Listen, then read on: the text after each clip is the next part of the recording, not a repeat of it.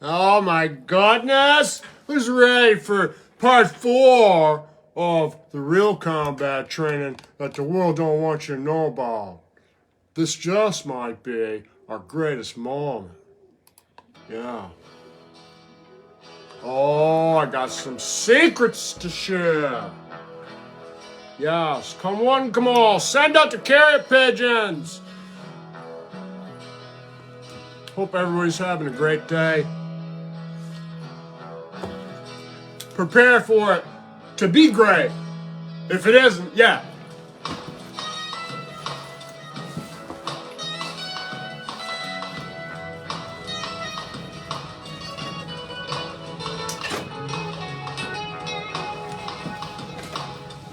Oh, polish our shoes while hands get on deck for the assembly. Oh, I got power for you guys today. Yeah. I'm going to show you how to take on the world.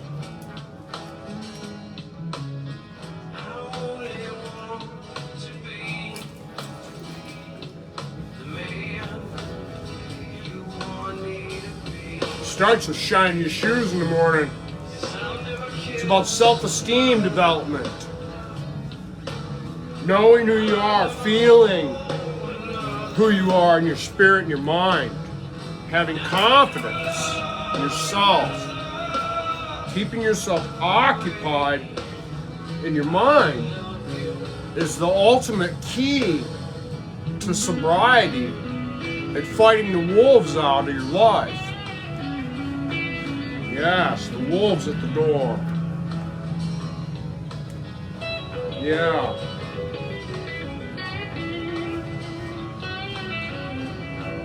You have to think like an authority because you are an authority. You're an authority in your life. You're the boss.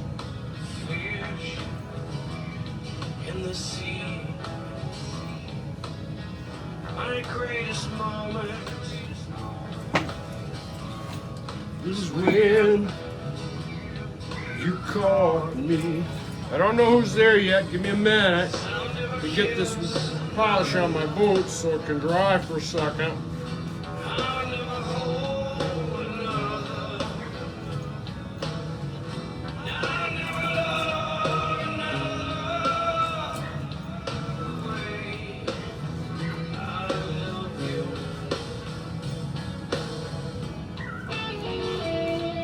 Oh, I had some fun with police yesterday. Yeah, I'm at Zack's on the screen. Yeah, I'm on the radar locally now. Yeah, they staked me out last night leaving the hospital. The Oregon police. Hats off to the Toledo Police Department, the Oregon police. If they pay attention, they'll find out I'm on their side. Yeah, unless they're bought out by the capitalists. We're going to get into that. Oh, this is going to be exciting. I haven't done it yet. It's going to be a virgin, as usual. It's always a virgin here. Yeah, some guys like that. Yeah, they insist on it. Oh, it's got to be a virgin. Yeah, you get nothing but virgin here. Yes, virgin creation from a mad Zack abstract artist. Get your weapons ready. We're going to do some assembly, disassembly, and some target practice. Oh, get ready to do some shooting, baby. Oh, we're going to do some shooting. Oh, that was my greatest moment from my last produced album, the Black Cherry Jam compilation CD. I'll put a link to it in the comments here in a minute. Let me catch up. It's been a busy morning. Got a lot going on. Julie's in the hospital still. Big story there we'll get into. Let me pull my monitor up so I can see who's greeting me or cussing me out. I want to welcome a very good friend of Julie's, Kitty Kinder, is a brand new member of our Mad Zack Radio fan club. And hopefully she sticks around and digs through my Easter basket to see what kind of goodies are in there. Yeah. Yeah, there's lots of goodies in the old Easter basket. So, turn the light on our magic crystal. Yeah, get the magic crystal going. Oh, time to switch hats, I think. Oh, there we go. Yeah. So, got my coffee in my FFN Michigan Agricultural Cup, which leads right into the border. Let's talk about the border. Okay. Let's not get into the border yet. First of all, let me tell you a few things about me. Okay. I had a, like lots of us, I had a very abusive environment growing up, to say the least. And so consequently, I have very low self-esteem, no confidence in myself, shy type of thing, wallflower, inhibited, start smoking because everybody else is smoking, is what usually happens, people do. But I didn't start smoking that way. I started smoking, I don't know why I started smoking. My grandpa was a smoker, and we used to steal my buddy's dad's cigarettes and smoke them at the creek bank because there's so many bugs. So it initially started off as a way to combat the bugs. So anyway, the self-esteem thing and the ego thing, it can be, see, it's a tool. Everything in your possession is a tool. And the first thing you need to understand is the life you're living right now in this day and age is not what has been.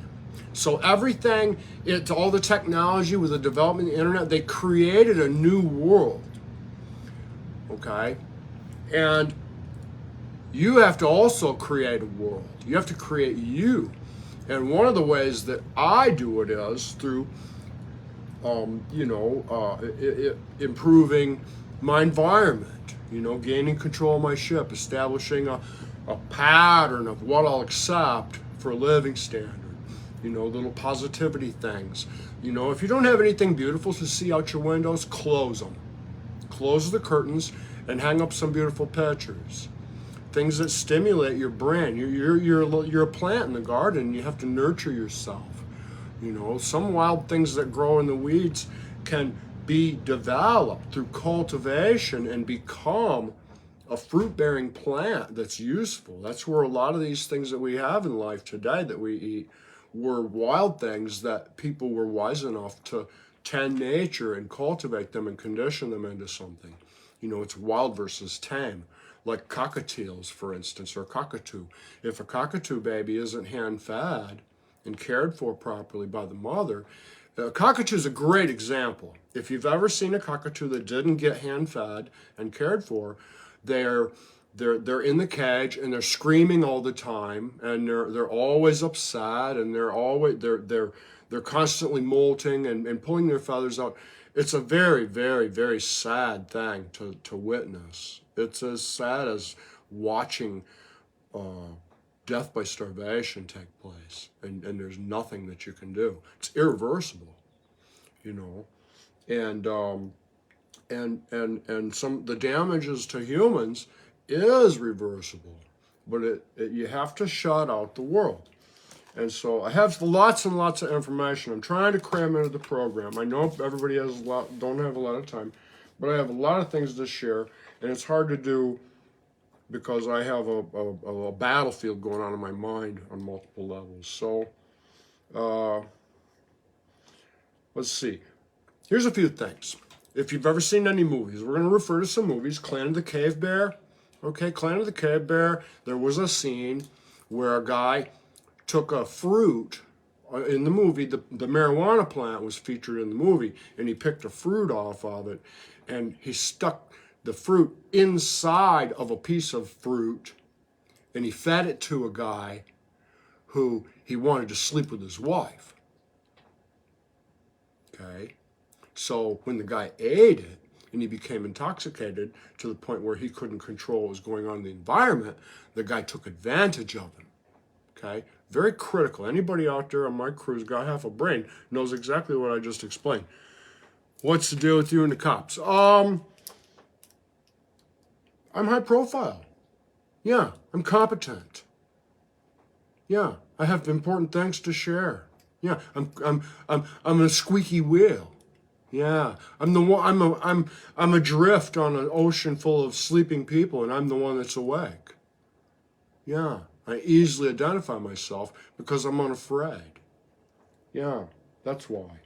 So I told the hospital, I said, we have an issue to discuss. I made a documentary of my explanation of the story in the last video. And I said, you need to review what I shared. You need to get back to me before you start billing my old lady for a bunch more copays. That's what I said. Yeah, I let them know that I'm in charge of the situation going on, and I'm not looking for people to do my work in my life for me. Yeah, your life is a business. You can't let somebody else tell you how to run it. Yeah, come home, put the shit in the fridge. Yeah, well, when I put my stuff in the fridge, I prepare for my week what I'm going to do with the food I put in the fridge, so I only have to do it once. See, you can't run your mouth in society until you become efficient at running your home. Yeah, and if you haven't developed yourself to be able to operate and become a teacher and actually work at becoming the father that your children need and require, and that your obligations as a parent demand, you're not going to develop the efficiency to open up the time to be able to study the things that are going on in politics in your community and become a part of it. Yeah, you can't become a statesman until you become the captain of your own ship with an efficient household. You can't have any holes blown through it. Yeah, you got to have a journal that can't be blown out of the water because it's inconsistent and lacking details. Yeah, you have to represent yourself. Yeah, so let's go back to the border thing. Well, Paul's got me going here. Okay, Wag the Dog. Wag the Dog's a movie. Robert De Niro. Yeah, Robert De Niro and I can't think of the other guy, very famous guy, but Wag the Dog was a movie where they propagated and they made it look like something was going on. It wasn't going on at all, to keep everybody occupied so they could get away with things. Okay, the border. Okay, everybody's looking at the Mexican border. Yeah, let me tell you a little something. You know why the people are coming over the border? First of all, it's a smokescreen. Second of all, agriculture going on in the United States and the food crisis that exists, that's being suppressed and concealed through the drug and alcohol distribution. You see, drug and alcohol distribution drives down the demand. You're live on my show. Do you have something? No, Do you have something to contribute, or would you like to return my call, or actually join my Mad Zack Radio fan club and take part in the show so you can get award yourself with some of this reciprocation and teaching I have to offer? no, you're a smart guy. We'll leave that at that, okay? Well, I don't need you to tell me that. I just need you to dig through the things I have to offer and use them for yourself, like tools that got left laying in the yard. Zach, I'd rather talk to you. All right, I wanted to let you know right off that I'm live. And I went out of my way to take your call so that you didn't feel like I was avoiding you or something. Because I do welcome your calls. I don't want to do it live, dude. I'm just letting you know. So I'm just letting you know I'm live and I'm busy. So you can send me a I message. appreciate you. I'm sorry for everything that I've done and just whatever. You don't have to apologize to me, Eric. I'm not. This isn't my first time on Earth. No, I know. But I don't want to. No. That's a bunch of crap, dude. I don't feel comfortable with that. And I understand it. That's why I offered you the information that I am live. And I didn't want you to have No. I didn't want you to have an emotional impact on your mental health, that I was avoiding you or that I have some kind of angst developed. I just want you to know that I am busy and I'm doing something very important, and I'm offering you an opportunity to be part of it. If not now, you will be later when I upload the videos to YouTube. Okay? Right. All right. Well, I hope you're doing. Listen, I hope you're doing good. You don't have to share any more information. I'm always here for you if you need me, despite whatever you may think or feel. I just want you to know that. And you can call me in a little bit, but I need you to know that I do have I am in a bit of a squall right now. Julie's in the hospital, and I'm at the point where I'm sorry, Zach. I'm looking at having to get an attorney I really am. and deal with homelessness again. And I got the police watching me, so. Don't worry about it. All right. Let me give you a Take call. it easy, okay? Let me give you a call back when I get a moment, okay? Okay? All right. Yeah. Eric is, when I was 18, 19, I got involved with his mother, Mary. And he was unwanted pregnancy. And his father had addiction issues and mental health issues, and his father's mother also had mental health issues, to the point where it drove what would have been Eric's grandfather to the point of suicide, and he blew his head off.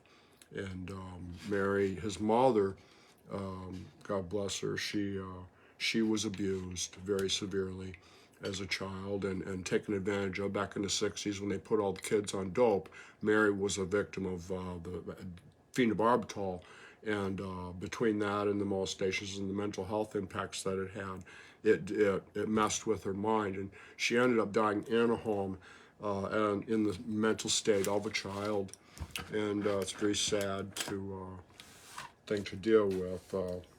But I'm grateful for all the things that I learned from the relationship, because I have a great deal of things to share with people that are important, because we're gardening in the garden of life, and our children are the plants, and in a lot of ways, and so are the people around us. So we have to be always conscious of that. So anyway, wag the dog. Okay, smoke screens. Okay, the border issue. Okay, the reason why we have migrant labor is because city boys don't have first of all, bad attitude. Yeah, city attitude, a prison inmate mentality that shows through in their vocabulary and their behavior and their conduct of their self. It's all about conduct. You can be the biggest crook in the world. Yeah, but you can conceal it with your conduct. Yeah, you can, you could be ready to kill somebody, but you conceal that with your conduct, your poker face. You see, it's a chess game in life. And the minute the person you're dealing with sees you lose control of your mental composure, your physical composure, you see, when you lose control of that, you lose the reins on your horse and you lose the fight. Yeah, and the cops do it to you all the time. They'll try and push you and push you and push you and get you to the point of aggravation. And then they'll arrest you for that aggravation. Yeah, so that they can beat on you with their logbook and their pen. Okay, anybody who's been to the system knows I ain't full of shit. Okay, so the border issue. Okay, the border means nothing. Okay, the border issue is us raping labor from the Latinos for agricultural needs, because they have the experience and the mental aptitude, because that's all they know, working with the dirt. See, every boy who grew up in the city, boy and a girl in the city, they know nothing about the dirt, because they were given a TV in place of the dirt. See, the New World was created in the 60s, which is why they killed Kennedy when they were developing the New World. Yeah, the digital technology, the NFL, yeah, National Football League, it's actually newfound land. And by putting the football game on TV nationally, 1966, they cultivated the people to stay in front of the TV. One of the tools they used, okay? 1966, they also went out of their way to foster tourism by planting the trout, the salmon, and the steelhead in the Great Lakes of Michigan. Yeah, bringing all the idiots from all over the place to mess up the beautiful state of Michigan. And now capitalists have pinched the bag, yeah, sold our landfills to Canada. So now Canada's shipping like 140. I can't give you the number accurately, but Canada's shipping all their trash to Michigan, the third world's largest freshwater supply. Okay, lots going on. So the border, everybody's watching at the border. You should be thankful that all those Latinos are coming, because they're the ones that are going to help solve the problems with the agricultural issues and food demands. Yeah. Yeah. You see, the borders that you should be seeing are the borders the capitalists created with the money, the financial transactions. See, the banks reveal where the borders are. Okay, all the Chinese people, all the land that's being owned by America. See, everybody's fooled. America's not America anymore. And pretty soon, when it's too late, and there's nothing anybody can do, you're going to find out, and then you're just going to have to accept it. Yeah. See, they put us all on the grid. Remember how inconvenient it was to have the pager? And everybody's like, oh, the pager, fucking pager, I got to answer the pager, you know? And then they come out with a cell phone. Well, everybody grabbed onto that because it was better than having a phone in your pocket, but it was a trick. Okay? The story about the mice putting the bell around the cat's neck. Yeah. Being screwed because they know you're not paying attention. All of America. Yeah, Ford is the hugest sponsor. You look up the Media Ratings Council and you find out who the mob is. Okay? Ford is the biggest one, which ties in with oil. Okay? Jimmy Hoffa. Yeah. So you got to know who your opponents are. It's not the guy selling dope on the street. He's working for the MRC. Trickle down. It's not some guy, some peon that's bringing dope over. It's orchestrated. It's a controlled substance. It's put in the streets to manipulate people with. Yeah. And that's where we have a huge, huge case. When you instrument, like Clan of the Cave Bear, dumping dope on the streets, you're propagating your ability to be able to take advantage of the people in multiple ways. For one thing, it fuels the economy, get the voters behind them to get more police and build more jails and all that. So it's all a fugazi. It's all a paper game. The whole thing. And right now you're watching the bank issue. Yeah, the bank's being affected because everybody's hoarding. Yeah, they're hoarding their money. And that ties in with the commercialized programming, what they've done with us, with training us to cherish the packaging. Oh, it's going to be worth big money someday, they always tell us. And lead us on with that false promise. Yeah, if it's in the original packaging. Yeah. And back to Ford. Okay, the gas gauges and all those issues, and everybody, Ford's a huge dealer, but everybody complains about their Ford. Yeah, because 80% of the people buy something and it breaks, and they don't go back to the company and demand justification. Yeah, reparations. They don't follow through their warranty. They don't file the warranty card. And the company selling the product knows where their room to play is. Like in your journal, when you're keeping a journal, you could find little areas when you get good at it. You could find areas where you could see where somebody could screw you over. And you learn about the corruption through your understanding, your comprehensive development of your journaling, the formation of yourself, finding yourself. All those people around you, learning other people's song lyrics, it's all disruptors. You see, there's eruption, which is the people getting together and demanding the government to do what they do. And then there's disruption, where they scatter the people like a when they scatter the herd and then sheepdog them, border collies, and they herd them all back in. Well, the border collies are on the TV. Yeah, and we're all pasted in front of it. You see, and the novelty about being able to communicate with people around the world with the internet, see, the internet was public. Capitalists come in and took control of it because they recognized the horsepower. I'm giving you cannons. These are cannons. Yes. Doing it because it has to be done. People need to understand. They need to know. Yeah. Your roof's leaking and your TV keeps getting wet and cutting out and you keep having to buy a TV. You need to know why the roof's leaking. You have to go up there and inspect it. You have to understand it. You have to comprehend it. Right? Right, he's barking at the mailman. So, am I making sense to anyone? At least Paul's out there. Where'd my shoe shine rag go? See, and that's the other thing. Understanding your limitations. When you journal, you see, to sort through things, to study. It's about you. You're an army of one in life, and the whole world is out to take you.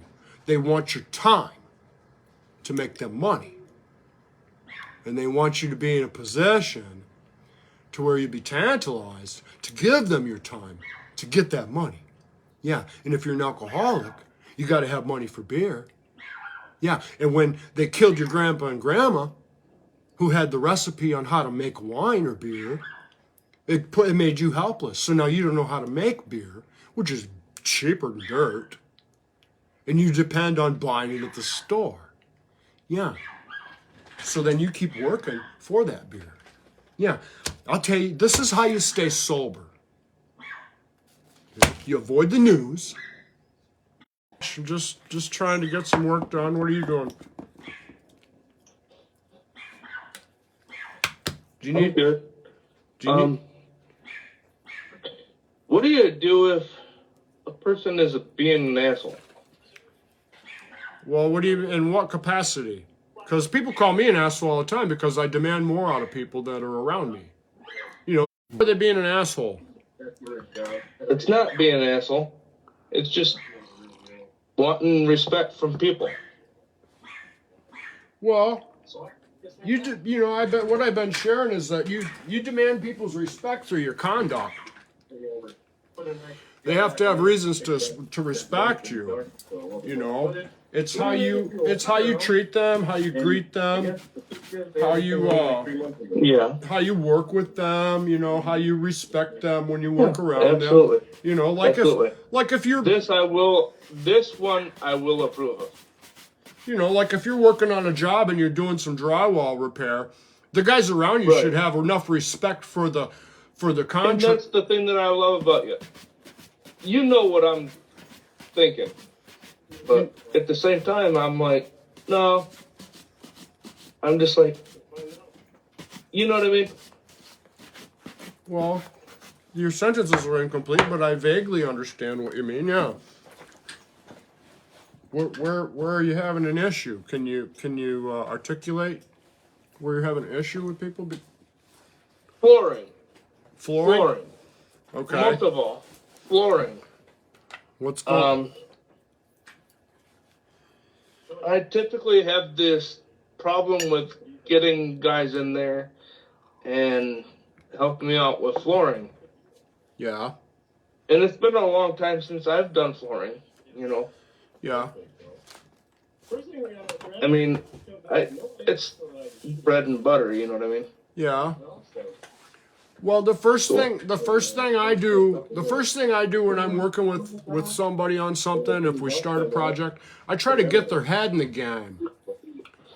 You know, you talk about the job a little bit, and you rough out your idea of how you want to go about it, but you have to give them. You got to keep in mind that like if it's your job and you hired somebody to help you, you're the coach. You're not just the boss.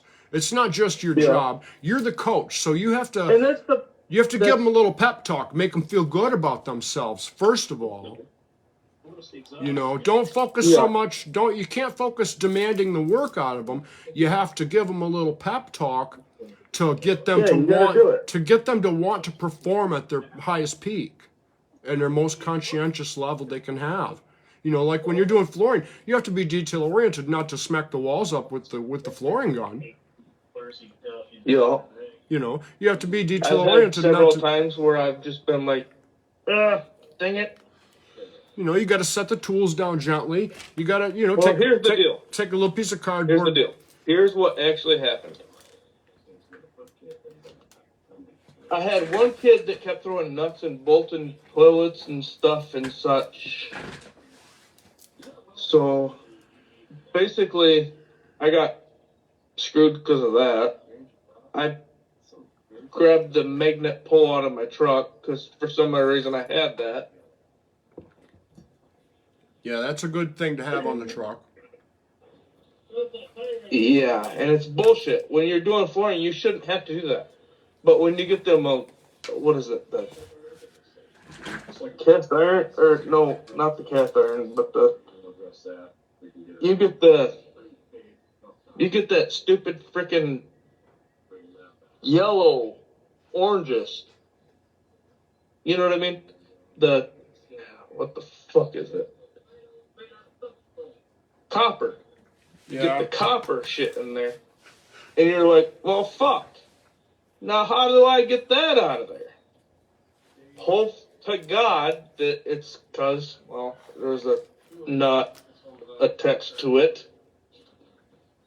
Seriously. Pull it out. That sucks. 30 cents worth of dollar. You know? So what happened? The floor got damaged and they didn't pay you? No, the floor didn't get damaged. What happened was there was a garbage disposal that got damaged. And I was like, dude, don't throw that shit in there. Don't do it. Take it outside, take it to the van, put it in the freaking trash can in the van. He's like, no, it'll be fine over here.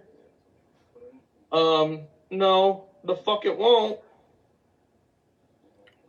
Well, this ties in with the establishment to getting the job started. You know, as you're setting up, the first thing you do is you prepare. You always have to visualize the end finished product. Every single bit of it. Preparation means establishing the workspace, the work triangle, where the tools are going to be, where the trash is going to get collected. You know, cardboard, you always save cardboard because you're going to need it for protecting the floor to lay your tools on. You never put anything in the sink. And if you're going to use the sink, if you're going to use the sink because of the room and the space afforded to you to use in order to function, you got to put something in there. First, plug the sink.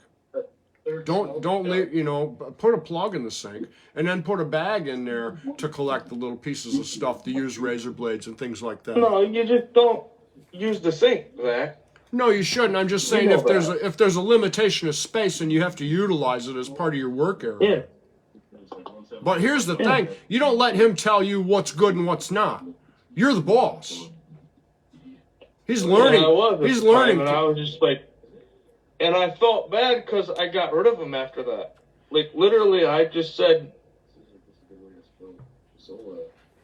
well, an ear that does not listen once will never listen twice. So don't feel bad about getting rid of the guy. The first thing you got to understand is the world's full of idiots, especially in America. So your chances of getting a good helper are one out. We know that. Your chances of getting a good helper, your chances of getting a good helper, are 1 out of 100. Just like good, it's just like getting a good customer. It's the same thing, you know.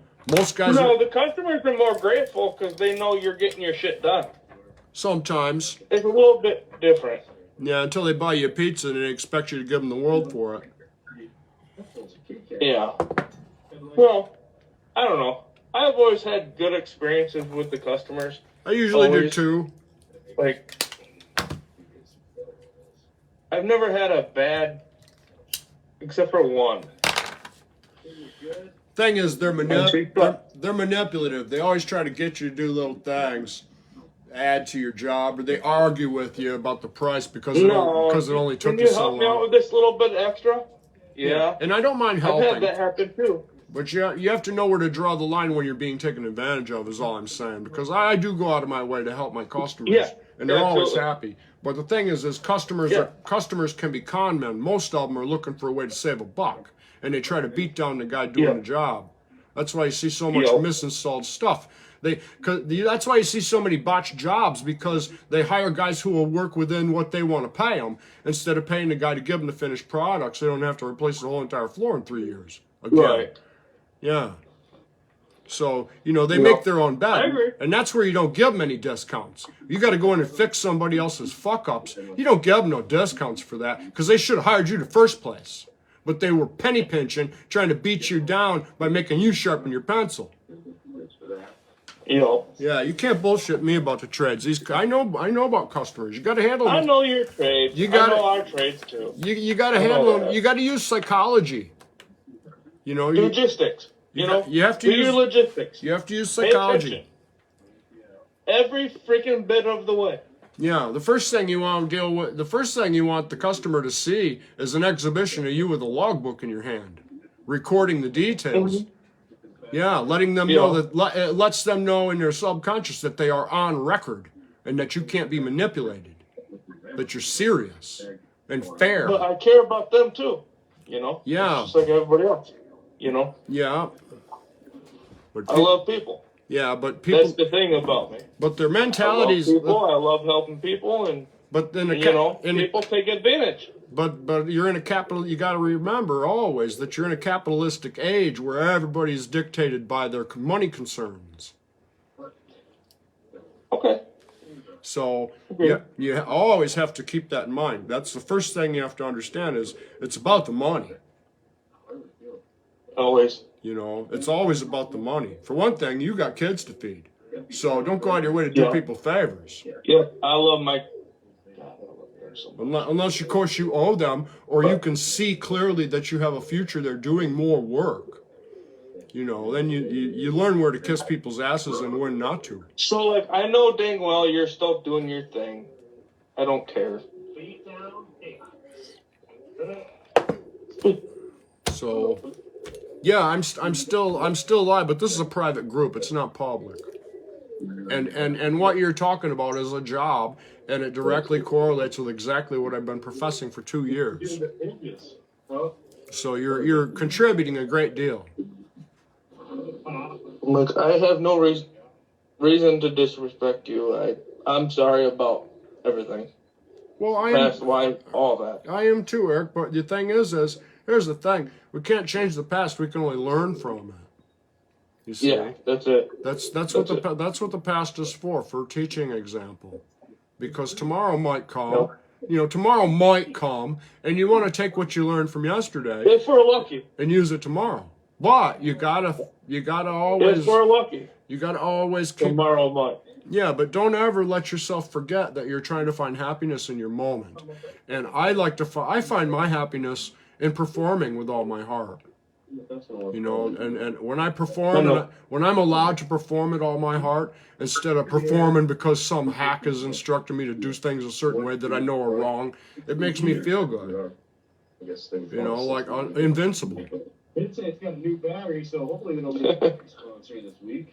Absolutely. Yeah. So. Absolutely. I do care about you. You've always been around my family. You've always been family too. Well, here's the thing to consider. Is what you need to consider is consolidation of family. You see, consolidation of family, forming your own gang. Families need to reunite so that they can consolidate. Let's look at the old folks situation, for instance. If somebody in the home goes and spends a little... If somebody in the home... If somebody in the home spends a little time to get a certificate to be able to collect money from the insurance company to care for their grandma instead of having to pay a CNA to come in the house, You see, you kill two birds with one stone. You become certified for elderly care, and then you get the income from that elderly care to help support the family. And then, when the elderly pass away, inevitably, you have that skill that you have that equipment. Honestly, it's like Japan even runs that program where, if you're good at something, you got to go through with it. Yeah, but You know what I mean? what I'm talking about is everybody's trying to do their own thing. Okay? Like a kid moves away from the farm because he don't want to milk the cows anymore, so he runs off to the city life carnival and does his own thing so he can smoke dope and do all the shit dad said not to do. So the family falls apart. If everybody consolidates their families together and goes back to this, communism and the Red Scare, that was a tool. That was a tool implanted in society to destroy the American families. Yeah. Okay? The basis, communism is my household, my family. That's communism. Me and my wife working together, caring for our animals, taking care of our shit. That's communism. Communism. That's Capitalism. Yes, it is. Respect. It is communism. There's a difference. It's genuine respect. All right. Well, it is respect. But the thing is it's a community working together. And see, by the government rendering the people powerless through the Red Scare, nobody can come together, and they keep tossing these arguments out there, like BLM, for instance, and all this stuff. It's all smoke screens to keep us from fighting what's going on. They're passing laws destroying our country. They started doing it in the '60s, hardcore, and when they formed the NFL. I've been researching. This is why they killed Kennedy. He was going to fight him. They killed Kennedy because he was speaking truth. Again. Exactly. That's what they don't like. Yeah. They do not like people that speak truth, Zach. Yes. They don't. That's why I've got 5 years left, and my time is very valuable. Yeah. No, you're a good dude, but you're not the greatest. But you're a good dude. I never said I was the greatest. I'm trying to be greater than I was. Exactly. I'm trying to be instrumental to help people. I don't want anything. I'm not getting paid for any of this. I'm not getting paid for any of this. There it is. I'm spending my money. Everything you see in my studio is a creation that I've created. Rather than drinking, this is what I got in trade for beer. Heck yeah. I found the fountain of youth. I get reward. Proud of you for that. I get rewards. Are you honestly happy? I'm happier now than I've ever been in my whole life. I never knew what happiness was. No. I was fooled into thinking I was happy when I was drinking myself to sleep all night.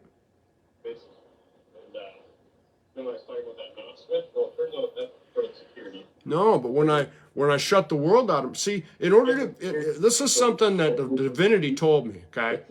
In order to begin the journey, you have to leave the world behind. Okay?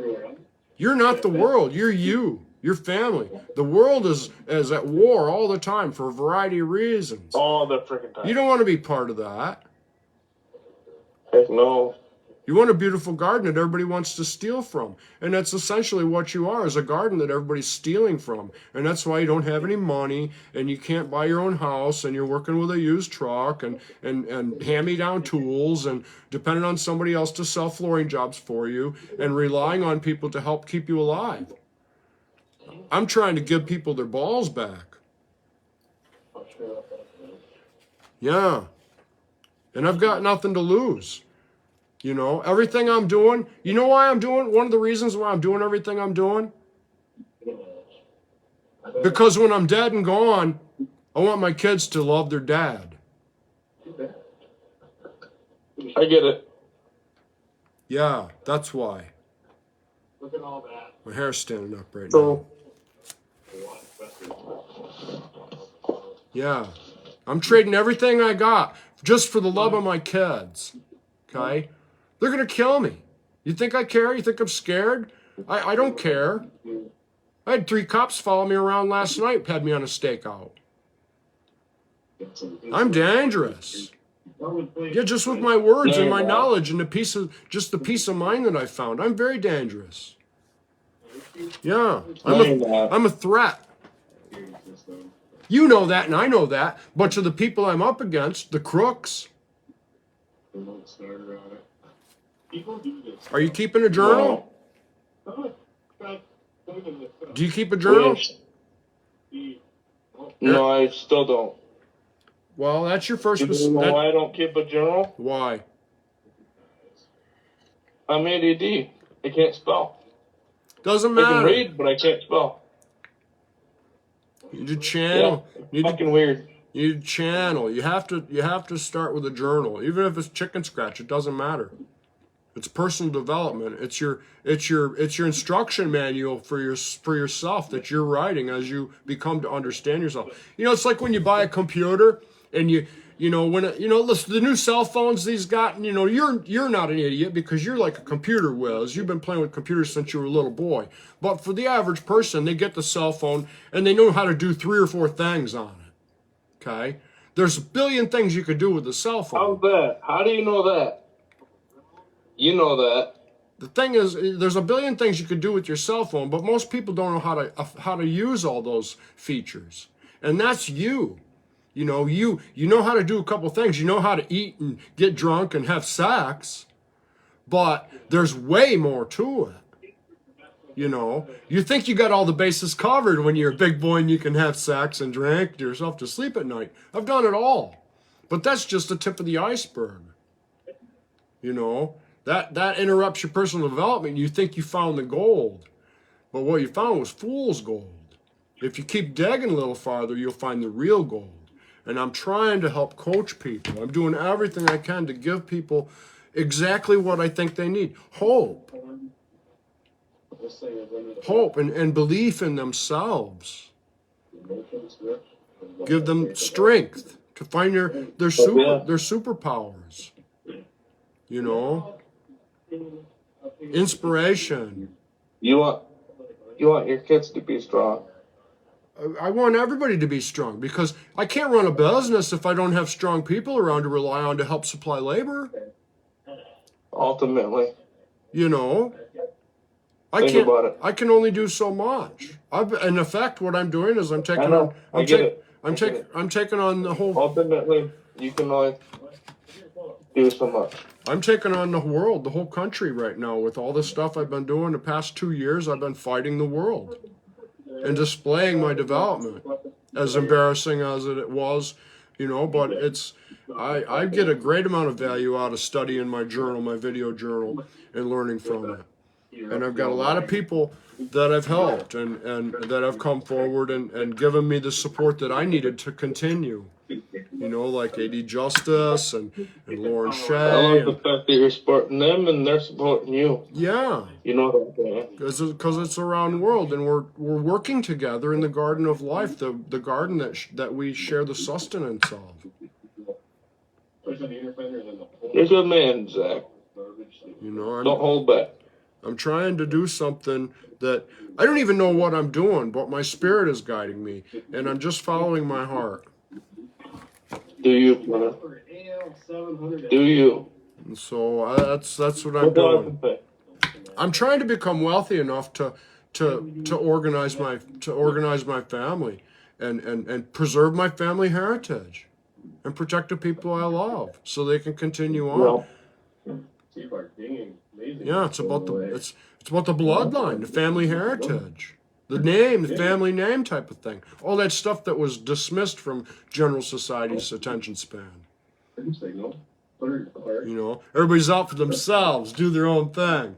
Yeah, everybody's a pirate on a ship of hey, fools. fuck that. You know, Fuck that, Zach. you got to think of our country as a whole ship, and we're all member of the crew. Well, I get it. Yeah. But we can't fix everybody.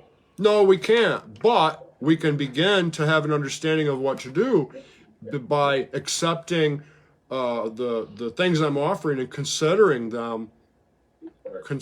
what I have to offer to be able to be the change. Yeah.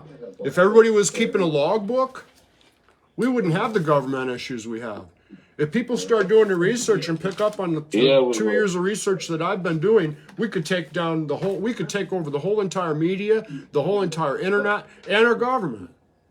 Yeah, and all those people that have been screwing us all them years, you know what they're going to be doing? When I have my way, they're going to be working at the landfill, doing cleanup, sorting trash, recycling. Hold on a minute. I got to go upstairs. Let me put another song on. Homicide Blues from Rick Belkoffer. Look good. See you in a second.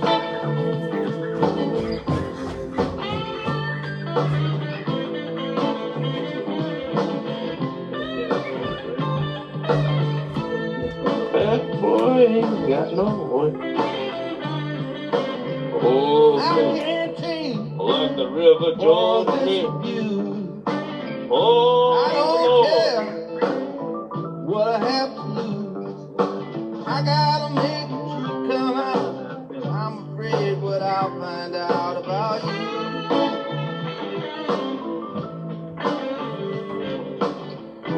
All my nights I've been suffering through, thinking over just what I might do about you. Your back door, man. I told you to stay away. I can't take it for another. All right, I'm back. All his phone calls late at night. Hey, the mailman bringing a package from QVC. What's up with you? Oh, I can still hear you. I got to go on the other side of the stage. Like I'm ready for some cold-blooded homicide.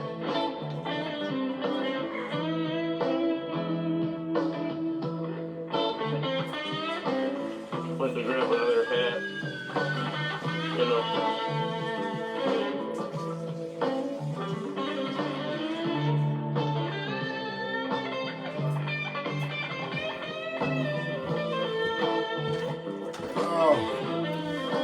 So I got 2 new babies. Did you see my new babies, Eric? Eric? Did you hang up? Yeah, I mean, Oh, you here? Hold on. Let me stop the music. Alright, I'm back. That's kind of what it sounded like when it died. Yeah, I'm back now. Thinking about crack on the big one. And Yeah, so what could it be? here's the thing is, you know, what I was trying to say what I'm trying to say is that people need to realize that we're in a new world, we're in a new jungle. There's been a new forest created. exactly. All the trees have been cut down because they placed a dollar value, made a gold rush on the trees, way underpriced the trees. The value of the trees were way underpriced because of greed. And so now there's a new forest, there's a new jungle. The cities are jungles. Yeah. Full of beasts that nobody knows anything about because it's new creation. And we're still finding stuff on Earth that we didn't know about, and we're creating new life that we don't know about. You know, so every day is an expedition, an exploration, and we're taking in knowledge and learning about people. You know, life was never like this before in the world. You know, city life and all that. This is a new creation, this technology and everything, condensed societies, okay? They did an experiment with mice, and when they got overpopulated and condensed, the mice all started turning gay and things like that, and you know, all these issues from the overpopulation and lack of proper stimulation. They did these experiments with mice. They've been doing it for years and years. They know exactly what they're doing to us. Nielsen ratings, okay?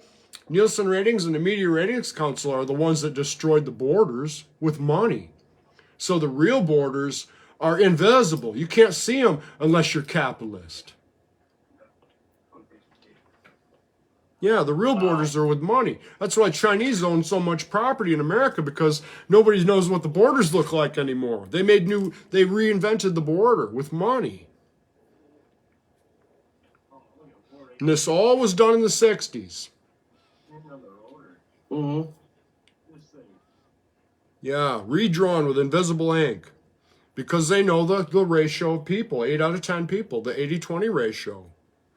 You know, that's why so many people just deal with their broken down Ford all the time, rather than complain to Ford and make them correct the issues. They don't follow through with the warranty stuff, and they just deal with it. And society just gossips about it by talking about how nasty Fords are, for instance. And whether they are or they aren't is beside the point. It's about the manipulation of the human behavior pattern.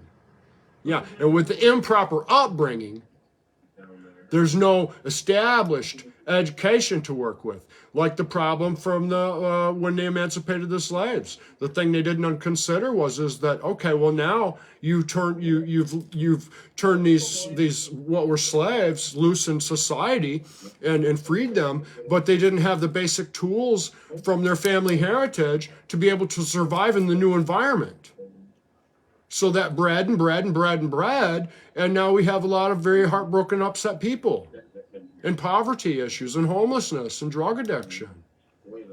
And that's where the dope was dumped in the street to continue beating down on people. You know, using human behavior, natural human behavior against them. The search for intoxicants is forever a human trait. That's a human behavior pattern. You know, it's like when you're playing poker with somebody and you get to know them because they got a lot of money. And you get to know the people you're playing poker with. And you learn their tells. You know, when you see them giggle a little bit or scratch their eyeball when they got a good card or something, you learn how to look for. You hunt them. You're hunting them and targeting them to take their money. You see? That's the whole idea behind it. It's not a fun game to hang out and play poker and hang out with people. It's a setup to steal from you. Yeah. First they start by giving you alcohol. This is a trick they've been using for years and years and years. And if everybody wasn't thirsty for leisure and living the life of the king, ignorant of the tasks the king has to go perform to be the king, yeah, because of his establishment of a living standard within his house, the routine that he does, cutting up the onions when he buys the groceries and putting them in the fridge all chopped up at one time for planning for the week, creating the efficiency needed to be able to open up time for leisure. You see, you have to be efficient with running your home life and managing your money to open up the time to be able to enjoy what you have. And that's where the happiness gets lost, because people keep chasing after leisure. Yeah, that's where the happiness gets lost. People are chasing after the leisure life and relaxation, naturally, without being given the tools to be able to obtain it. Yeah, Okay? that's up. I'm giving you canons to the people when I discuss this journaling thing, the importance of it. It's for your mental health. Any psychiatrist, psychologist, counselor, anybody with a doctor of education will, when you go in to be treated or seen and you're heartbroken or having a mental health issue, depression, suicidal, they'll ask you, do you journal? Do you write? Do you have a diary? This is your best friend. Sorry. You know, this is your first friend, is your journal, your father. But in today's society, nobody has a father. No, You know? fucking do it. Everybody's dads were poisoned, and I was a dad who was poisoned, and now I'm trying to help the other men. Yeah, the other men, looking for the guy that has some answers. I don't have all the answers, but I have. There isn't an answer so far that I can't give. Hold on. I have enough answers to put that smile on your face at the end of the day. Okay? I have what it takes to give you that smile on your face at the end of the day. You know, I use this example. Okay, you get up in the morning, and the first thing you do in the morning is you make your coffee, you take a leak, you change from the sweaty clothes you're wearing, and you put something dry on. You sit down, you have a cup of coffee and a cigarette, you get your notepad out, and you take a personal inventory, balls, wallet, and watch. And then you write down your list, the first thing you need to do, the things you want to get done, the things you hope to get done, and You fucking manipulated me again, you prick. How'd I do that? You're kidding me, right? What? That's crappy. Who I agree, but what the fuck? You lost me where you're at with your thought process. But the thing is it starts in the morning, okay? Yesterday you learned from, through your journal, okay? You write down the problem you had, you write down how you're feeling, you write down whether you slept good, you catalog. This is your computer printout of your diagnostic, your troubleshooting. You can't troubleshoot without an idea of what's going on. So you need to have a list to look back at the past. Look at the past week. Yeah. What happened? Where did I lose money? When you're running your business. I got to daydreaming for a minute. Holy shit, sorry. Are you sober? Yeah. Are you having a drink? I've only had one drink. Did you wait till noon to crack it? Set a goal for yourself to not drink until noon. Okay? And then set a goal for yourself to not drink until 5. Okay? I totally understand the addiction, alcoholism. And here's the thing about my self-examination. Okay? My self-examination of myself, I'm an addict. I have learned how to tap right into my adrenaline. I can hit right now. Boom, I'm in it. Okay, right now the adrenaline's flowing through me. I can open the lid on that can in a millisecond. Okay? That's how much of an addict I am. I could turn it on and I could turn it off. Just like that. Yeah. See, that's control. That's the shit firemen have, military guys. You're training yourself for the battle of self-preservation.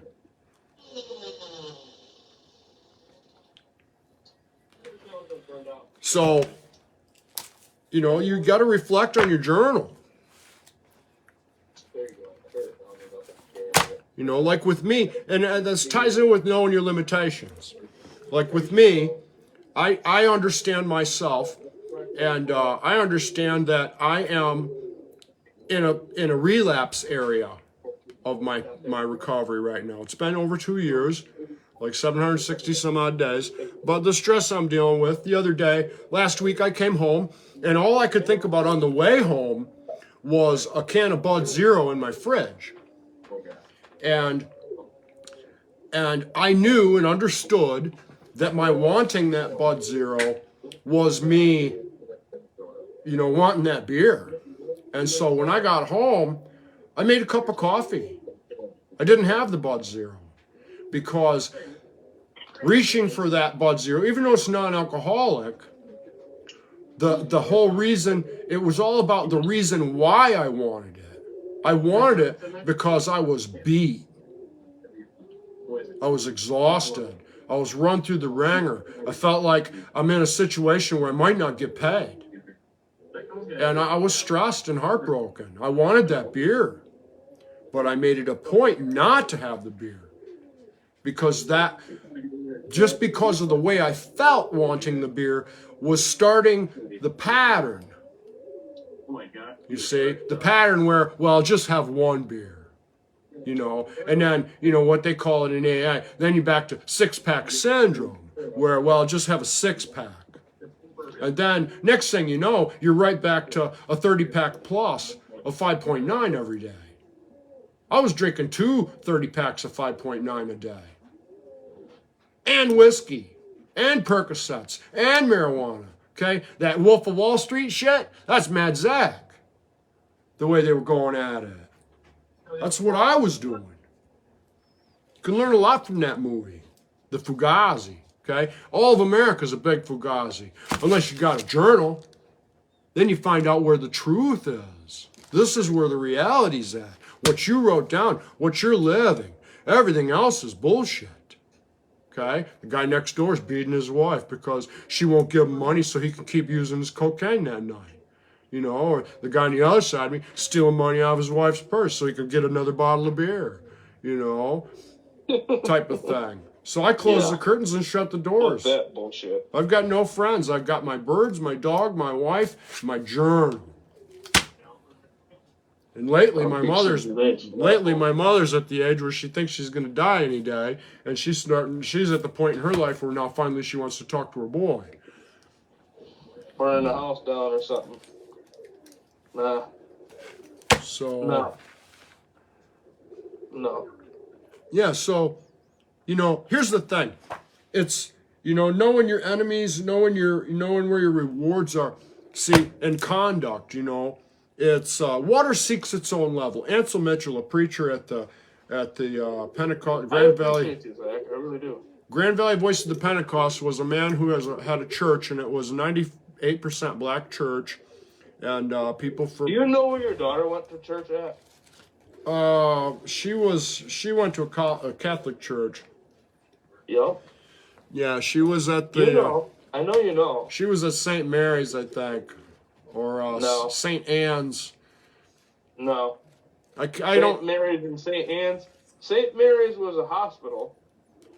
St. Anne's was a hospital for dementia people. Yeah. That's where my mom worked. You got your shit messed up there, bro.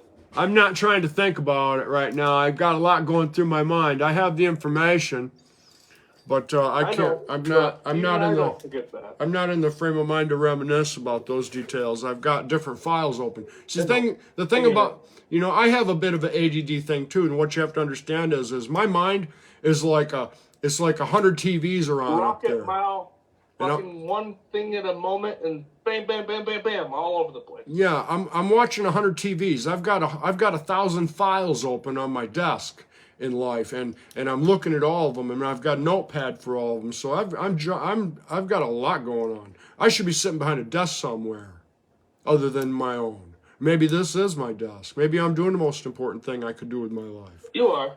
I feel like I am. You're understandable. I can feel it in my heart.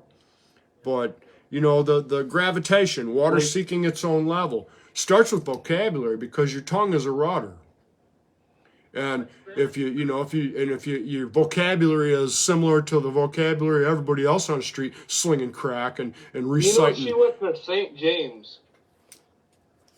Yeah. Yeah. St. James.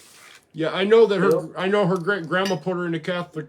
I know that your mother put her in great grandma's house to protect her, because she was paranoid that everybody was going to come and take her kids from her, because she was paranoid that everybody was talking behind her back, and that she was such a bad mother. That was always a concern of hers. Yes, it was. No. I spent a lot of time with your mother. I knew her very intimately.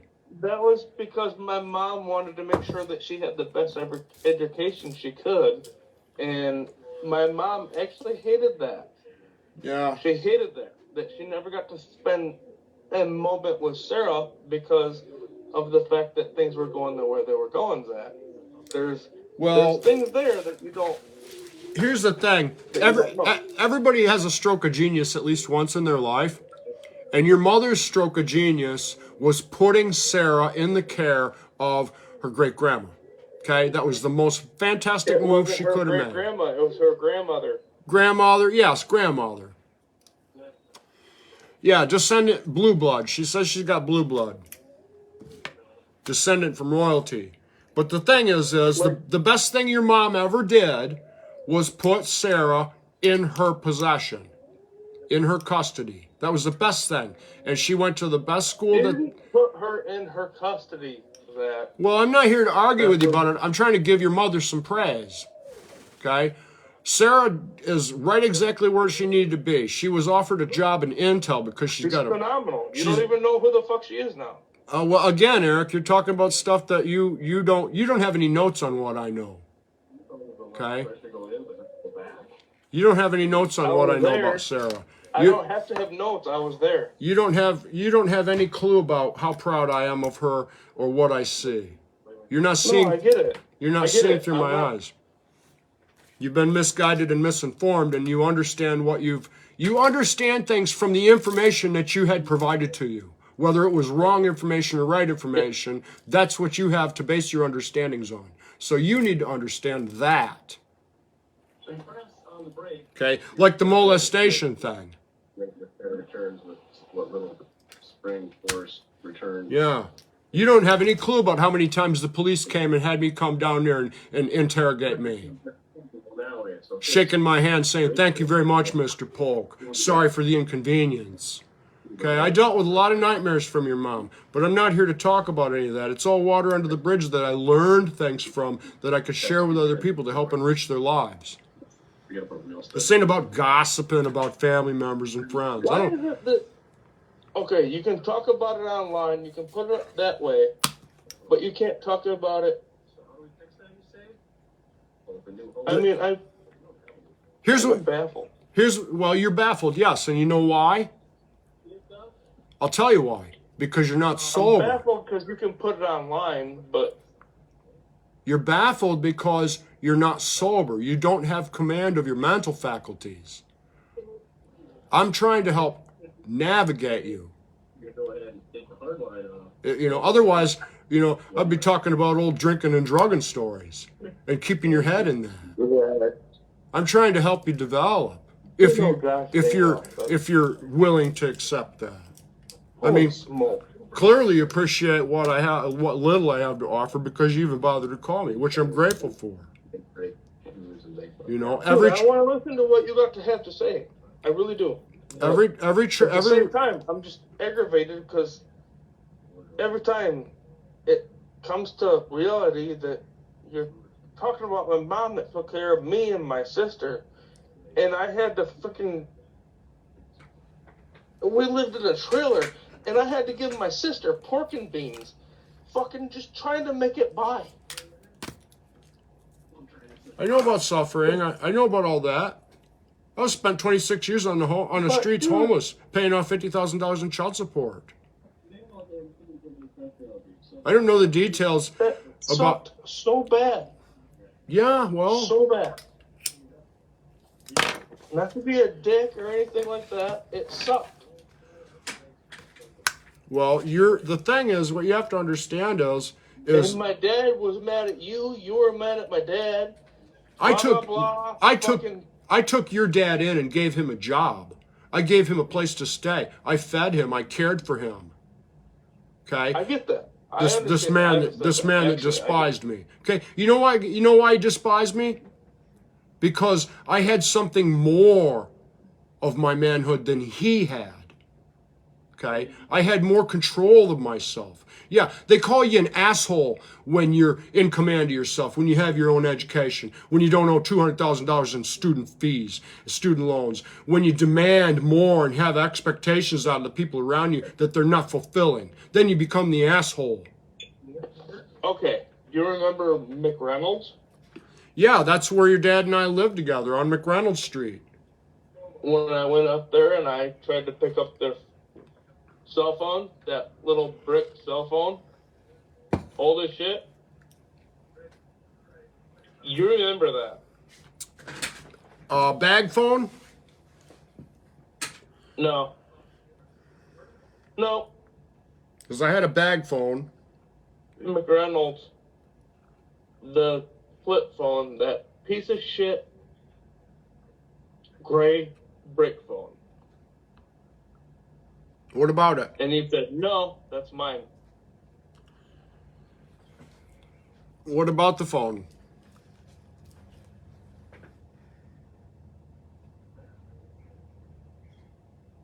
Really? Fuck it. Who cares now? But honestly, come on. I remember leaving $450 there for the rent, and when I came home, the money was gone, and the rent didn't get paid. I remember taking two guys in that didn't have no place to stay, And then they brought a girl home, and I had a great big fight, and I fought off 5 people, threw people out of my house, whipping shit out of the front window upstairs, big old chests of clothes. I wrote about it in my book. I grabbed one guy by the shoulders that I didn't want to hurt, and I twisted him and laid him down like it was an 84-inch tall cabinet. And I laid him on the floor, and I said, "Don't make me hurt you."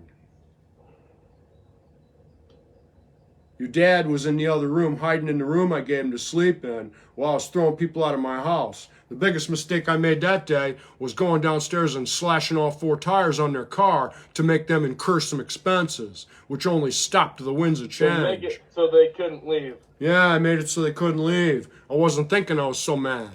See, that's where you lose the fight, when you lose control of your mental faculties. You get the best of yourself. Exactly. That's where you lose the war. Now you know. That's what I've been saying for 2 years. I've been trying to explain these things, secreting away the intel so people will pick up on the bits and pieces rather than making a big lecture. That's why I offer so much stupidity out of myself for people, because they get a laugh out of it and they look for it. And I hope, Not even a laugh out of it. I hope It's that they, just more or less understanding. you know, I'm a living riddle. You know, these tattoos on my head. It wasn't my idea. It was given to me by the spirits in a flash vision of what the tattoos were to be You on do my what you head. want. So, I think the old black bandit here. You like Yeah. I appreciate you, Zach. I really do. Well, I appreciate you too, Eric. But you know, I don't like seeing I you. don't mean to be a dick to you, but I don't like I seeing gotta you. talk.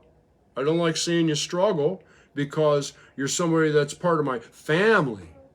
You see, you're somebody that's part of my history. Every relationship, every child in any relationship I ever had became a permanent scope of perspective for me. Hey, listen. It's okay. I don't want nothing. Just What sounds good, huh, Doug? I'm just. honestly, I don't. I don't Well, care. I'm not. I don't think. I'm not saying that you want anything. I'm just you obviously confiding in my moral support, and I have, you know, I respect you for coming to me with anything. I'm a man. I could take an ass chew. I know when I've got an ass chewing coming, and I'll sit and take it. That's a man. You fuck up on a job, you know when you fucked up. You know when you fucked up. You know you got an ass chewing coming. I didn't even actually go through with it. Go through with what? Bath joint. You endure it. First of all, you listen with understanding. First of all, the guy chewing your ass is chewing your ass because you wasted some time and some money. 25 miles on it? And you weren't careful in thinking.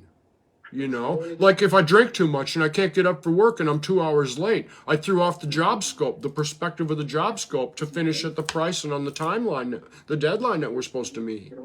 You see, being conscientious, That's great. caring enough about yourself to have some self-respect, and having understanding and being able to care about the people that are close in your closer surroundings, in your proximity. You know, wanting to do your best on the job because you want the people under you to be learning. You know, you have to have the wisdom to know where you can cut corners and where corners cannot be cut. Yep, absolutely. You know, a lot of this stuff that I'm sharing is stuff that every child should have known by 7 years old. You know, cooking, cleaning, caring for the house. That's something every kid should know by 5, fluently, and helping. That's where they feel good. But there's a lot of stuff there that older kids should understand as well. Yeah, but they don't, because they're all monkeys in the jungle. Everybody's a monkey in the jungle. That's messed up because, you know, you want to do something, you know, I mean, that's,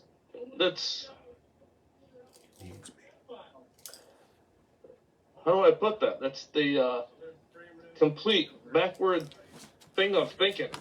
Like, I just can't believe it, you know? And Duff sniffed out his front bumper here. You gotta, you know, here's the thing, you know, like balancing the checkbook and I don't do windows. Remember the commercial, I don't do windows? Yeah. That was to program people, to help foster the service industry, you see. And the other thing, remember when you were a kid, you ever hear in the media and on TV about balancing the checkbook? Oh, I don't do, you know, and there was a big focus on balancing the checkbook, and they dissuaded it like it wasn't something you need to worry about, you know. They made us trade away all the important details that we needed to run our own lives for the entertainment being provided per the sponsor's demands. The entertainment's on the TV, not to entertain you. It's to sell you shit. You know? The TV is a live-in box full of salesmen. It's a Trojan horse. Yep. You see? It's a Trojan horse. And there ain't no friends inside that Trojan horse. Except for Serpico that might be in there trying to undermine them from doing what they're going to do. You see, I'm Serpico. Yeah. Yeah, I'm Serpico. Yeah, when people say I'm crazy, it's a compliment. It means they recognize that I'm not like everybody else. Yeah, it's a great compliment. Huh. You know, it's like sleep talking. When people talk in their sleep and you hear what they're dreaming about. Yeah. Yeah, well, everybody else is sleeping. You know, like that cook like a mother. Cook like a mother. You know, it's a downplay. It's a downplay on the word motherfucker, because they're trying to appeal to the black population so they can continue their psychological stimulation, psychological manipulation of the black people as a whole populace. See, and then, you know, it's like St. Patty's Day. Okay, everybody, you know, or they target the Irish, and everybody wants to be Irish, you know, because, you know, the wearing green thing. Oh, green means you're horny. Yeah, kiss me, I'm Irish. Yeah, so everybody plays the game. Yeah, and that whole thing back in the 90s. Remember back in the 90s when everybody's talking about, oh, he's a wigger. When they would say that, they would call, you know, like white guys talking like the guys that are in the streets, the black guys, and they would call them wiggers. Okay? That's all. Yeah, that's all part of the stimulation, the mind control tactics being used on the masses from Nielsen's media group. Yep, every single bit of it. Okay? It's bullshit. I've been researching this. God himself gave me the angels put the Nielsen ratings thing in my lap. Yeah, well, I ignored it. When people put oh my God. I ignored it the first time. And then I was given the opportunity a second time. And when I started researching... When people put you down, it's because they're inferior. That's why. Here's the thing. When anybody around you puts you down, or they criticize you, they ridicule you, or they mock you, or whatever, they hate you, it's because either they want to be like you, they envy you, you know, and they're ashamed of themselves. You're not a small guy. You're doing good. I don't give a fuck anymore. I'm not trying to come over there and do anything stupid, but honestly, I don't give a fuck anymore. Whoop my ass. I don't give a fuck anymore. No, see, that's the thing. We're in a day and age. It's brains over brawn. You see? Yeah. Well, I can take down the biggest of men. Don't think for second.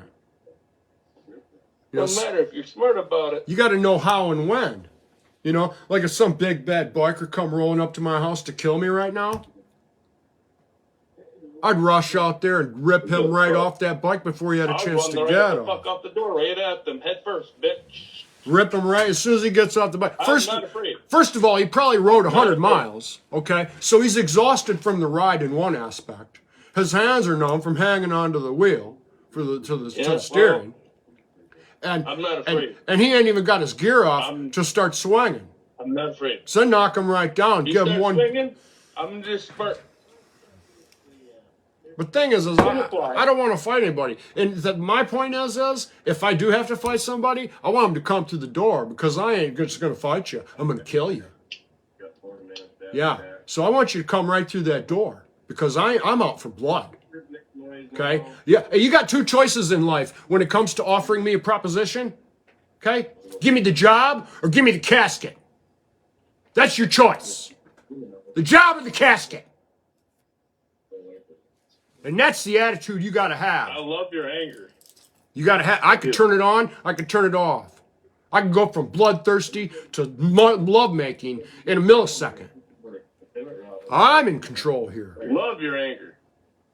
Yes, I'm in control. I'm taking on the whole damn country if I have to.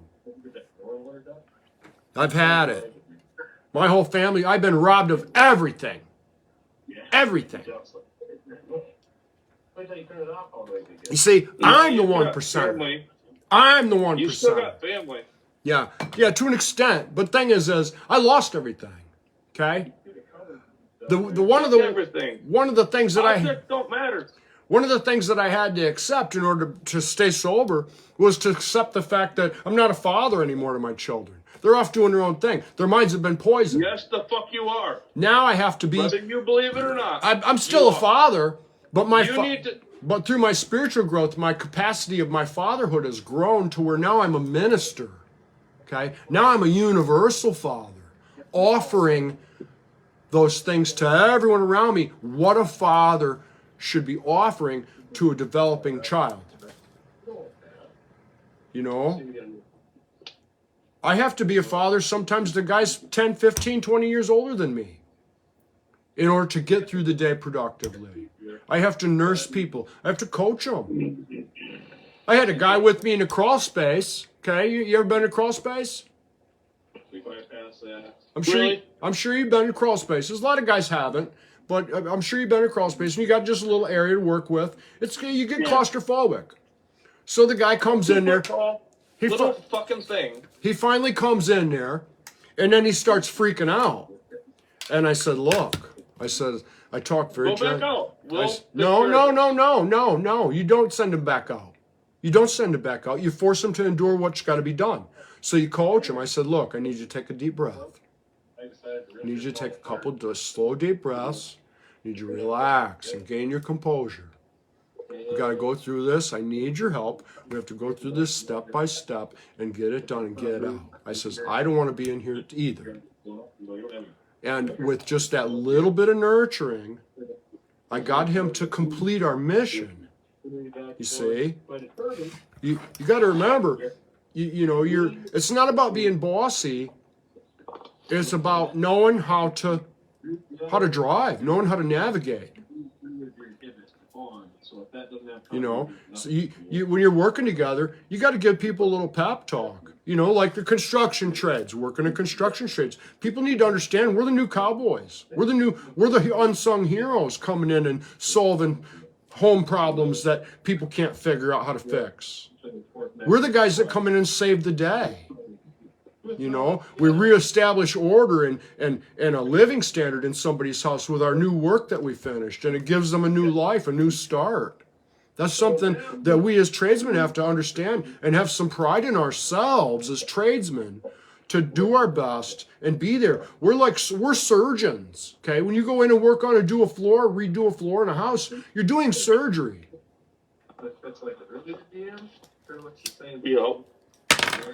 You're doing surgery. Yeah, you literally are. You got to put new insulation in the floor. Well, you got to have the sense enough to know that how you care for the material with your handling is what creates the hazardous material to become poisoning in the air. You have to care. It's not about all these speed merchants going through blow and go and run through a house and get the money and then stick the painter with the details. Oh, trim carpenter will fix that. Do the thing. Painter will fix that. Nobody cleans up after themselves. Here's what I want to do, Eric. Maybe this is what you should do. I'll give you the idea. Start a trade relations group. It's trade relations where you reorient people with what is it within their job description as the trade they are. Like cleanup. Cleanup's part of the job. Be interesting. Tool care is part of the job. If I'm on your job and I come and work for you, don't think that I'm going to care for my tools when I get home. No, tool care is part of that job to get those tools back in repair and get them back in the truck for the next job. Batteries, You never put a dead battery back in the truck. First thing you do is plug in the chargers when you get on a job. Make sure all the batteries are charged up. Just to make sure you didn't put a dead one in there yesterday, which is why the shuttle blew up. Was what happened when the shuttle blew up in '84. Yeah, they ran up there, rocket scientists go up there to work on a shuttle, and their battery's dead. Their battery's dead on the tool they had. And they just got their pay doubled. Okay? Nobody asked any questions because the football game was on. Yeah. Yeah, they won everybody over with the first black man in space and the first teacher in space and kissed everybody's asses, not once but twice. Yeah, and nobody raised an eyebrow. Everybody was sad about the loss. Nobody said, oh, we just doubled your money and you fucked up. Oh, I'm getting mad. Yeah, so anyway, I'm trying to put out some fires. Okay? There's a time bomb ticking in America. Okay? Multiple time bombs. Fuck yeah, there is. And I know which wire to cut. Yeah, I know which wire to cut to start disarming. I know one thing. To start disarming the rest of the bombs. The only way we can cut that wire Is it people? is by every Republican that freaking stands up for the country gets up there. That's the only way. But Well, Republicans that don't you know. wanna Well, wait a cause minute. scene. Let me correct you right there. Now focus. Republicans don't want to cause a scene. Here's the thing. Here's the thing. Right now, let me offer some correction. Okay, to say that it's a Republican issue or a Democrat issue or a liberal issue, that's like saying it's a black issue. Okay, that's an ism of some kind, some word ain't nobody created yet. Okay, well, you can't think about isolating that. It's the Christians versus the Catholics. See, that's the divisions that are fostered out there to help keep everybody getting away with what they're getting away with, and not us not getting any work done by resolving to argue whether it's Democrat or Republican. Okay, you're a Democrat, you're a Republican. That's got nothing to do with it. Let's focus on the issue. See, I want to start fining people for using derogatives in professional business and politics. Yeah, calling somebody a libtard or a Democrat, that's just like calling somebody a nigger. Okay? It's the same thing. No, it's not. Yes, it is. How? It's the same thing. It's a derogative. Oh, is it? Yes, it is. Is that a fact? Yes, it is. People gotta be pussies nowadays? It's a name. It's name calling. It's childish shit. 9-year-old playground stuff. Because of bad parents. The whole United States nation full of bad parents because of the TV. And all this shit that capitalism fostered into our lives to make everything easier and easier and easier. And now nobody even knows that it takes 1 cup of rice and 2 cups of water. Oh my God. Everybody's got to have an instruction on a bag of potatoes. Yeah, they got grated potatoes at the store. You can buy a potato that's already grated up. A 10-cent potato for $3 because everybody's stupefied. Yeah. It'll make dinner faster so I can get back to smoking dope. We're getting screwed, and I'm trying to point out who the rapists are. The country. Yeah, because everybody's watching TV and nobody's keeping a notebook. Nobody wants to do their homework. Nobody wants to complete the assignment, turn their homework in on time. Sorry, but the country is going to shit. Not on my watch. I'm not going to die. I'm not going to die being somebody who didn't try. Neither am I. I might not get anywhere. That much. I might lose every war, every battle, every argument, all the way to my grave. But I'm going to mess up some desks. And I'm going to die proud of myself. You know that thing when Jesus went in, and Jesus went into market, when Jesus went into the market square and kicked over the tables all the money lenders? That's what I'm doing. The U.S. government is fucking us. You know that, right? We're the government. No. We. The government. The government is supposed to be the people, but the TV's on. And the people all resounded to not participate. Zack, it's supposed to be. Not wrong. No, that's why we got to do. That's why we have to go back and we have to focus on the 2005 Fair Ratings Act, and that's where the lid is on the can of snakes. Okay, because the Nielsen ratings is a bunch of psychiatrists. No, The Nielsen Just ratings, hold on. the Nielsen ratings Just company hold on. are psychiatrists Hold on. who learned how to control NRA, people, and they sold the The national intel. NRA is gonna pop up and fuck them up on that one. Shooting people's the easy part. If it was up to me, we just make it easy and just bomb all the cities. But that's not the answer. Killing people's not the answer. Killing people doesn't make. Trying to kill people. No. It's like beating somebody up. Okay, so you're stronger than me, but the minute your back is turned, I'm going to slit your throat. Okay, all that does is breed more problems. Nobody's using their. Nobody wants to use the brain God gave them. Where all the keys to the kingdom are.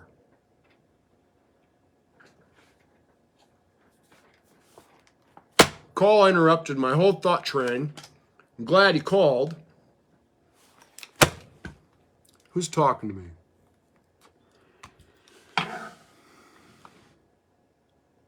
Saw Dave the other day looking for unclaimed quarters. Let's start at the beginning. Paul says, what's the deal with you and the cops? Yeah, the cops, they don't like me. They're trying to understand who the possible threat is. What's up with Julie? She's upstairs dying of kidney failure. She's in the hospital. They billed for the job, then found out she had kidney failure, then ran a few more tests, found out it was because of her gallbladder. And now the surgeon, after all their fuck-ups and causing delays, now the surgeon available to do the surgery, he's busy. And he'll get to her when he gets a chance. So maybe Saturday. Okay. In the meantime, she's only got 1 week.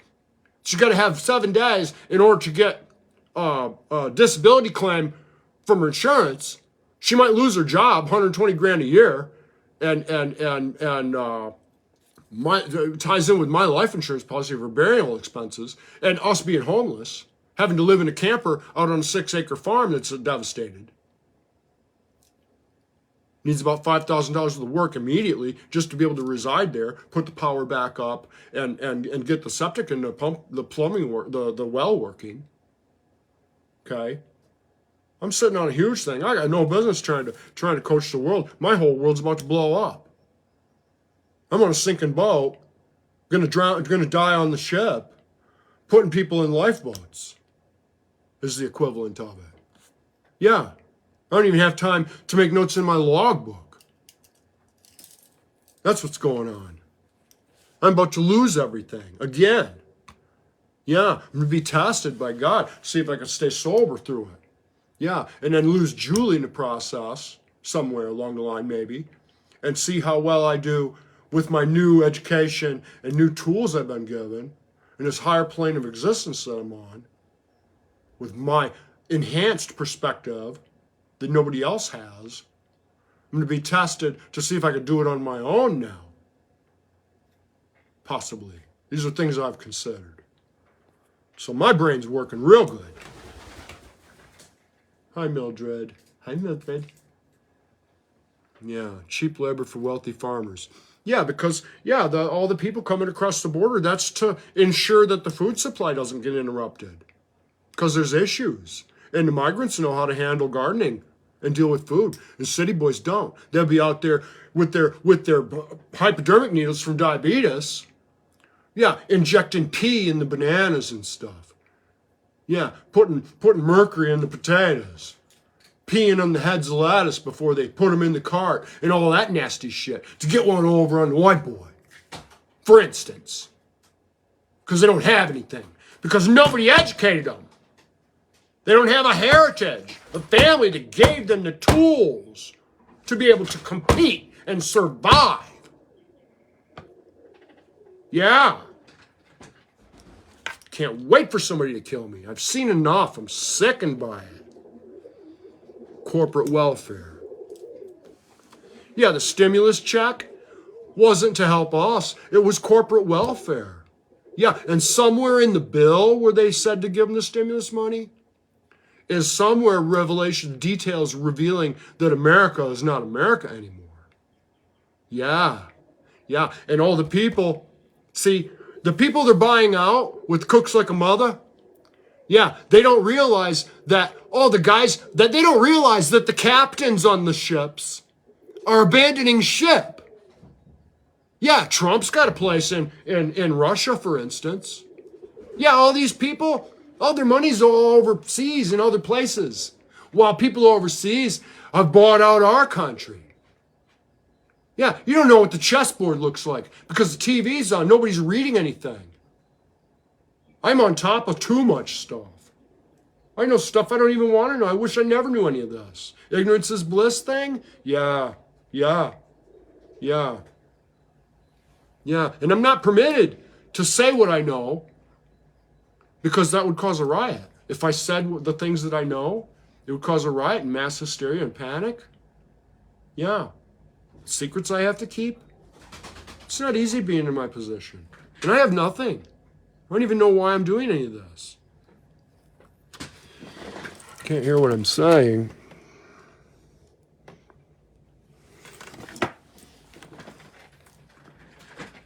Keep cutting out. Yeah, it's probably my,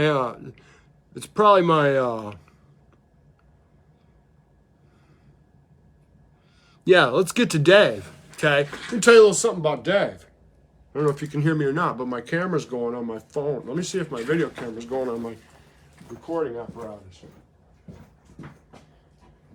No. Camera shut off. I must have ran out of time. Here's the thing about Dave. I'm about to sue Dave. Yeah, for adult abuse, mental health. Yeah, I'm going to slap about, let's see, what can his parents comfortably afford? Because they're the ones who are going to have to pay it. I'm going to sue him for a clean 30. Yeah, 30 grand. You give me 30 grand, I'll be satisfied. Otherwise, I'm going to expose you for being a fraud. You're going to go to prison. Yeah, you're going to go to prison. Yeah. Yeah, I put that steel roof on your house and I did all that stuff for you. You never paid me a dime. And you kept me held hostage, a prisoner, a slave on your pot farm. Yeah. And I got evidence to back it up because the police came there. Yeah, it's documented by the state police. Yeah, and his ties with the Ku Klux Klan. Yeah. Yeah, oh yeah, I'm material evidence. I'm state's evidence if I can figure out who the real state is. Yeah. Yeah, you guys could poo-poo me and dismiss me and I'll look at Zack, he's just some rat-toothed drunk. Rat-toothed drunk hick high school dropout. Yeah. Delusions of grandeur. Yeah, because I know who I am. I don't even know who I am, but I know what I've become. Yeah, so, support me with your hatred all you want. It only adds my empowerment. Yeah. Dave's days are numbered. See, I'm going to own that farm he has. They're going to give me that farm. I'm going to win it. Yeah. I'm going to do whatever I want with it. Yeah. You don't know. You guys have no clue how dangerous I am. Yeah. To the people that have screwed me over. Yeah. Yeah. Yeah, that comment you made to Dave that one time. Just tell him you love him and he'll do anything for you. Yeah. I just documented that too. So your ass is sitting in hot water too if you ever pissed me off. Yeah. But right now, I'm trying to offer forgiveness to those people that screwed me. Yeah. I could easily stop on a bunch of people. Yeah. And sue a bunch of people for money like everybody else does. Yeah, that's why Michigan passed that law for about superfluous lawsuits. Because they can say whatever is superfluous or not. Oh, that's a superfluous lawsuit, and dismiss you. No. You know what this journal says?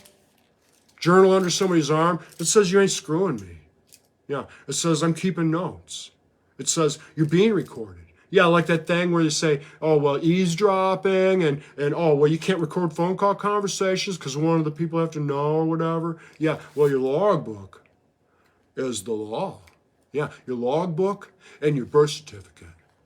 Yeah. I don't have these tattoos on my head because of my ego. My spirit's given to me to have.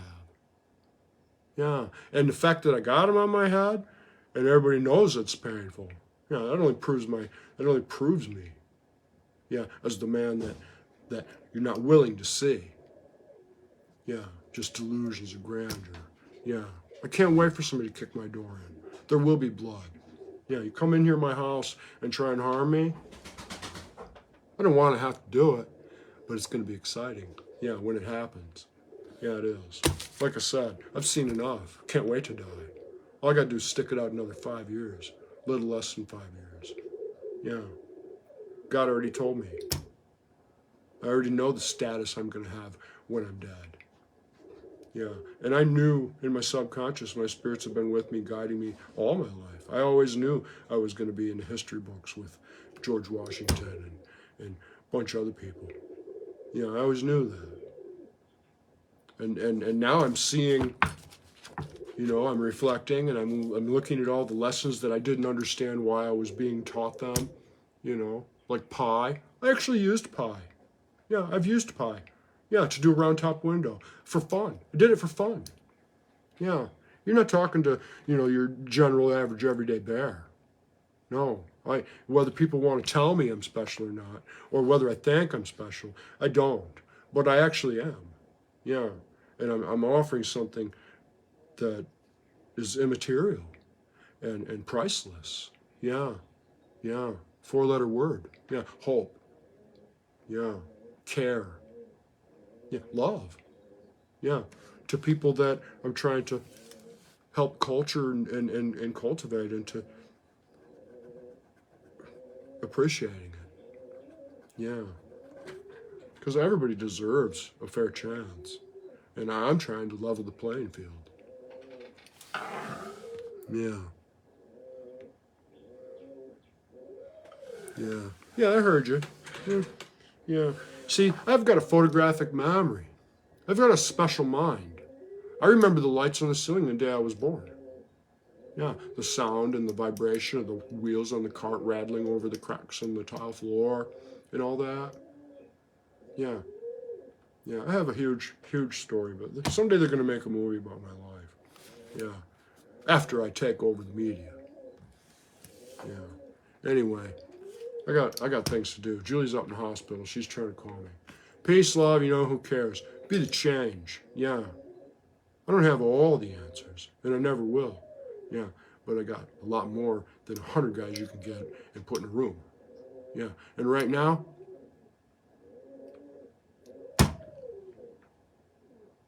despite the fact that the ship is sinking, I'll die on it with a smile on my face. Yeah. Yes, I will. Glad for everybody to be out there. I hope you get some value out of all things I share.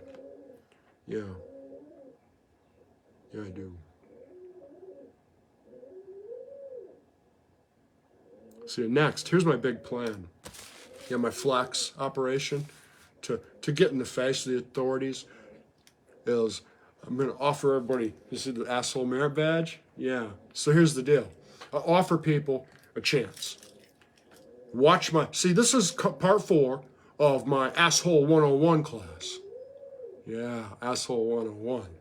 Yeah, and in order to get the badge for free, shipping and handling and all, you buy a copy of my book, Escaping the Despondent Sea. You prove to me that you participated in the seminars that I'm offering by your routine comment and your participation in the class. And then I send you the badge. Yeah, and maybe even a special composition book to begin your life of record keeping, becoming a real bookie. Yeah, a real gangster. Yeah, and see, I don't make any profit. You buy the book, you get the badge for free, you get all the intel and my wonderful variety of personalities, you see. And then on the digital seas that are being monitored, yeah, by the demons, by the krakens, yeah, by the guys, by the slave masters, by the, you know, those white guys everybody talks about. Yeah, see, they're going to see the digital activity of my book being purchased. And the badge is being sent. Yeah, the revenue exchange. Yeah, they're going to see that activity. You know, right now they see some idiot running his mouth on Facebook to a bunch of people who ain't paying attention. Yeah, with a 3-second attention span. Yeah, those guys are all, you know, cannon fodder. Yeah, and they're going to find out that people are listening by seeing the activity on the monitors, on the surveillance. Yeah. Yeah, they're watching me right now. Yeah, all the time. Yeah, I've touched the nerve. Yeah, I'm right there on that nerve. The devil with your piano, and that one key out of tune, you keep plucking that key. Yeah, I'm gonna get paid. Yeah, with your filthy money.